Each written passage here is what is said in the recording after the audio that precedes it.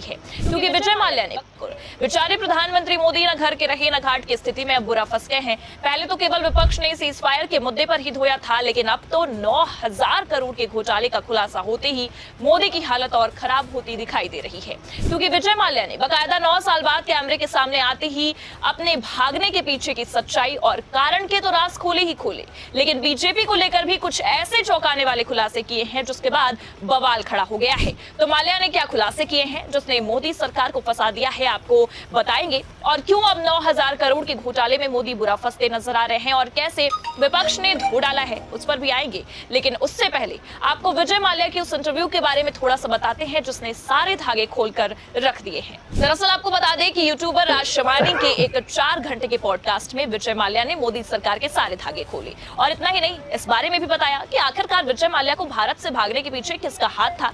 खबर देखिए आप भास्कर के, इसमें लिखा भी है, माल्या बोले, जेटली को बताया था जा रहा हूं, मैं भगौड़ा नहीं, मुझे चोर कहना गलत। 6200 करोड़ के बदले बैंकों ने 14,000 करोड़ वसूले। आगे खबर में लिखा भी है, 2 मार्च 2016 को जिनेवा में एफआईए मीटिंग के लिए लंदन जा रहा था। मैंने तत्कालीन वित्त मंत्री अरुण जेटली को बताया कि मैं जा रहा हूं, लेकिन पासपोर्ट रद्द होने से मैं लंदन में ही अटक गया। मैं भगौड़ा नहीं, ये कोई स्केप प्लान नहीं था, मुझे चोर कहना गलत है। ये कहना है कारोबारी विजय माल्या का, जो 6200 करोड़ रुपए के बैंक लोन फ्रॉड मामले में घिरे हैं। हालांकि ब्याज और अन्य शुल्क के साथ ये रकम करीब 9,000 करोड़ रुपए होती है। इसके अलावा आईडीबीआई बैंक से 900 करोड़ रुपए के लोन डिफॉल्ट का मामला भी दर्ज है। 9 साल तक मीडिया से दूरी बनाने के बाद माल्या ने हाल ही में यूट्यूबर राज शमानी के पॉडकास्ट में अपनी चुप्पी तोड़ी है। इस 4 घंटे की बातचीत में उन्होंने अपनी जिंदगी, बिजनेस, किंगफिशर एयरलाइंस के पतन, कर्मचारियों की बकाया सैलरी और कानूनी लड़ाई पर भी खुलकर बात की है। अब आपको बता दें कि राज शमानी के पॉडकास्ट में विजय माल्या ने कहा कि मेरे मार्च 2016 के बाद से भारत ना जाने के कारण आप मुझे भगौड़ा कह सकते हैं, लेकिन मैं भागा नहीं था। मैं पहले से ही तय यात्रा पर भारत से बाहर गया था। मैं उन कारणों से वापस नहीं लौटा जो मुझे उस वक्त सही लगे। ऐसे में अगर आप मुझे भगौड़ा कहना चाहते हैं तो आराम से कहिए, मगर चोर कहने का क्या मतलब है? चोरी आखिरकार कहां हुई है? विजय माल्या ने यह भी दावा किया है कि वो भागे नहीं थे, और इतना ही नहीं, यहाँ पर चौंकने वाली बात यह है कि अपने पॉडकास्ट में पहले भी विजय माल्या ने कई बार ये दावा किया कि मैंने अपने विदेश जाने की बात सरकार तक को बताई थी। जी हाँ, आपको बता दें कि जब राज शमानी ने माल्या से ये पूछा कि आप भगौड़ा टैग पर क्या कहेंगे, तो इस पर माल्या ने साफ कहा है कि लोग मुझे भगौड़ा कहते हैं, लेकिन ये सब गलत है। मैं 1988 से इंग्लैंड में रह रहा हूँ, मैं कोई भगौड़ा नहीं हूँ। मैं तो 32 साल से यूके का रेजिडेंट हूँ। देखिए खबर इसमें लिखा भी है, मैंने फाइनेंस मिनिस्टर अरुण जेटली को बताया कि मैं लंदन जा रहा हूँ। मैं संसद से एयरपोर्ट गया। मुझे जनेवा में एफआईए वर्ल्ड काउंसिल की मीटिंग के लिए जाना था, जो महीनों पहले ही तय थी। मैंने जेटली से भी कहा कि बैंकों से मेरी सेटलमेंट की बात करवाओ, मैं वापस आऊंगा, लेकिन मीडिया में हंगामा मच गया। जेटली ने पहले मुलाकात से इनकार किया, फिर एक कांग्रेसी एमपी ने कहा मैंने उन्हें साथ देखा है। तब जाकर जेटली ने माना कि हाँ, एक छोटी सी मुलाकात हुई थी। और इतना ही नहीं, बल्कि आपको बता दें कि माल्या ने यह भी साफ दावा किया है पॉडकास्ट में कि मैंने खुद मोदी के मंत्री यानी कि अरुण जेटली को यह बताया था कि मैं जा रहा हूं, लेकिन बाद में मेरा पासपोर्ट रद्द कर दिया गया। बैंकों ने मेरी 14,000 करोड़ रुपए की संपत्ति भी जब्त कर ली, फिर भी चोर कहते हैं। एक तरफ मेरी संपत्ति भी जब्त करो और दूसरी तरफ मुझे ही चोर कहो, ऐसा कैसे चलेगा?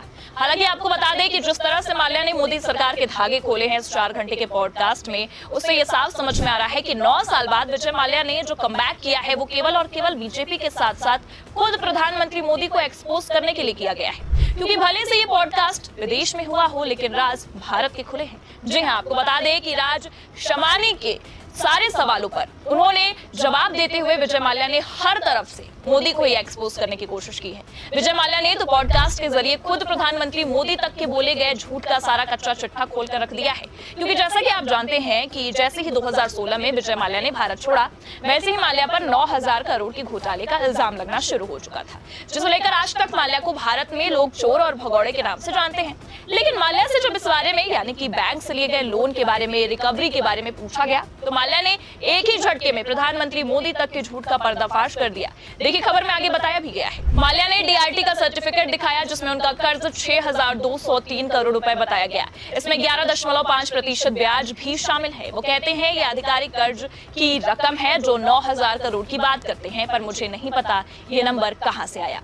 और इतना ही नहीं, प्रधानमंत्री मोदी तक के स्टेटमेंट का जिक्र करते हुए माल्या ने कहा है कि 2019 में पीएम मोदी ने कहा कि 9,000 करोड़ रुपए के कर्ज के बदले माल्या से 14,000 करोड़ रुपए वसूल किए गए। बैंकों ने मुझे कभी अकाउंट का स्टेटमेंट तक नहीं दिया गया। ये दुनिया में शायद पहला मामला है कि बैंक लोन लेने वालों को हिसाब ही नहीं देता है।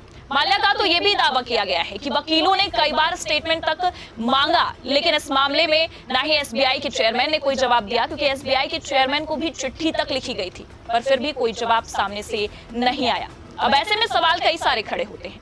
हालांकि जिस तरह से माल्या ने एक एक करके कई धागे खोले हैं, कई खुलासे किए हैं, उसे लेकर अब खुद प्रधानमंत्री मोदी फंसते नजर आ रहे हैं। विपक्ष तो ये भी दावा कर रहा है कि घोटाले में जितना हाथ विजय माल्या का है, जितना विजय माल्या फंस रहे हैं, उससे कई ज्यादा बीजेपी का है। और इतना ही नहीं, बल्कि आपको बता दें कि आम आदमी पार्टी ने तो इस मामले पर ट्वीट भी किया है और कहा है कि विजय माल्या को देश से बाहर भगाने में था मोदी सरकार का हाथ। जनता के टैक्स के 9,000 करोड़ से ज्यादा लेकर भागे विजय माल्या ने कहा है कि उन्होंने देश छोड़ने से पहले तत्कालीन वित्त मंत्री स्वर्गीय अरुण जेटली को बताया था कि वो लंदन जा रहे हैं। इस देश से जितने भी घपलेबाज पैसे लेकर विदेश भागे हैं, उन सबकी मदद बीजेपी ने की है और ये बात फिर से साबित हुई है। अब जाहिर सी बात है कि अगर खुद विजय माल्या, जो कि भगौड़ा घोषित हो चुका है, वो 9 साल बाद सामने आता है, कैमरे के सामने आकर मोदी सरकार और प्रधानमंत्री मोदी के बारे में इस तरह के खुलासे करेगा, तो विपक्ष को तो बैठे बिठाए मुद्दा वैसे भी बड़ी आसानी से मिल जाएगा। और बस अब इसी मुद्दे को भुनाते हुए विपक्ष ने भी मोर्चा संभाल लिया है। और अब तो जिस तरह से ये मामला और भी पेचीदा होता नजर आ रहा है, वो साफ दिखा रहा है कि आने वाले समय में इस मामले को और भुनाते हुए विपक्ष इस्तीफा तक मांग सकता है। फिलहाल इस मुद्दे पर आप क्या सोचते हैं? क्या अब मोदी की खटिया खड़ी हो चुकी है और मोदी सरकार की नैया डूब चुकी है? अपनी राय कमेंट करके जरूर बताइए।